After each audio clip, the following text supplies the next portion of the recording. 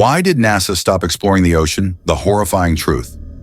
They don't want you to know it all started in the late 1950s when NASA wasn't just focused on space exploration. Hidden within their early missions was an equally ambitious and far darker objective: exploring the uncharted depths of Earth's oceans. Few people know this, but some of NASA's first missions were oceanographic rather than extraterrestrial. They weren't just studying space, they were delving into the black abyss of the Earth's oceans, the kind of depths where no sunlight exists and where life as we understand it should not survive. What they found there, well, that's the part they don't talk about. That's the reason NASA pivoted so quickly and so publicly to outer space. But why? What could have been so horrifying that it scared the most brilliant scientific minds of an entire generation? The lost transmissions. In 1958, during a classified mission to explore the Mariana Trench, the deepest point on Earth, NASA deployed an advanced, unmanned submersible named Abyssal 1. Equipped with cutting-edge technology for its time, it could withstand pressures so intense that even steel warped and groaned at those depths. The goal was to capture images and data, mapping parts of the ocean floor that humanity had never seen before. For the first 36 hours, everything went smoothly. The team received breathtaking footage of glowing organisms and alien-like creatures gliding through the abyss. But then, things started to go wrong. At around 37 hours, Abyssal 1 sent back what engineers described as a sound unlike anything heard before. It wasn't mechanical interference or a whale's call. It was rhythmic, deliberate, almost like a deep, guttural voice. It resonated through the equipment, causing the monitors to shake slightly as if the ocean itself were speaking. Suddenly, the camera feed cut out. Static, then darkness. The control team on the surface scrambled to re-establish the connection, fearing they'd lost the submersible. But after an hour of silence, the camera flickered back on. The footage was no longer of the ocean floor. Instead, it showed what appeared to be a vast, open space, a cavernous void beneath the seabed. The camera shakily panned across what looked like massive structures, almost like ruins. Towers of black stone jutted out from the ground, covered in an otherworldly bioluminescent moss.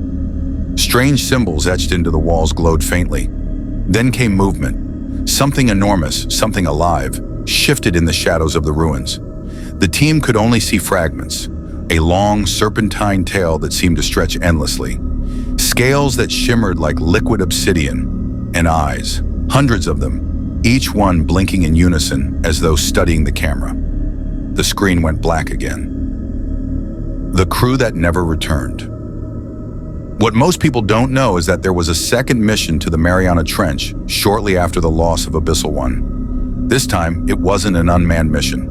NASA sent a crew of 6 highly trained scientists and engineers in a submersible named Leviathan.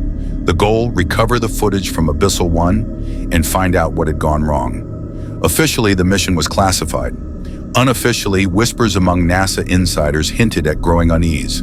Something about the original footage had terrified the higher-ups. The crew descended into the trench on a calm November night. For the first 12 hours, their communications were steady. They reported strange sightings, glowing orbs floating in the water, temperatures dropping rapidly without explanation, and strange vibrations emanating from the seabed. At hour 14, the transmissions became frantic. One crew member described hearing voices over the intercom system, voices that didn't belong to anyone on the team. Another swore they saw something massive circling the submersible, just out of reach of the floodlights.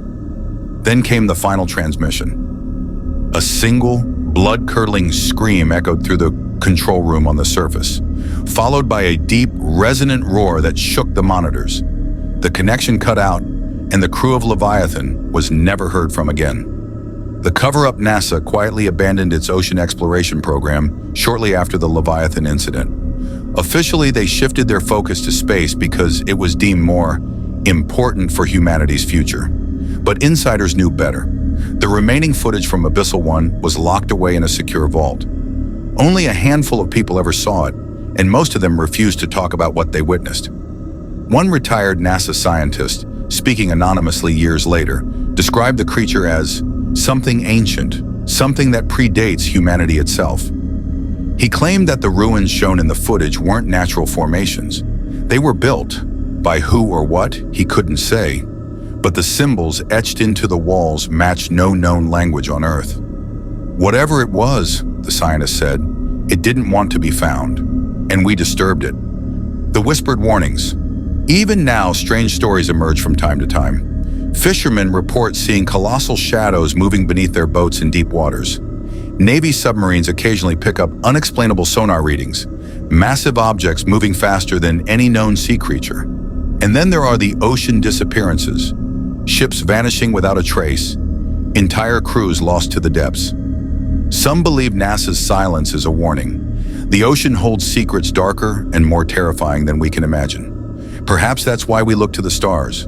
It's safer than facing what lies beneath. So the next time you wonder why NASA abandoned the oceans, remember this. Some doors should never be opened, and some depths should never be disturbed. The abyss doesn't just stare back, it swallows you whole. And that, my friends, is the chilling story of why NASA stopped exploring the ocean. A mystery so dark it forced humanity to look to the stars instead of the abyss below. What do you think is hiding down there? Was it just a myth, or is something ancient and unimaginable lurking in the depths? If you want more terrifying tales like this, make sure to hit that subscribe button, turn on the notification bell, and dive into the eerie unknown with FableScope. Who knows, the next story might just haunt you in ways you never expected. Until next time, stay curious, but beware of the deep. Ha ha ha ha ha!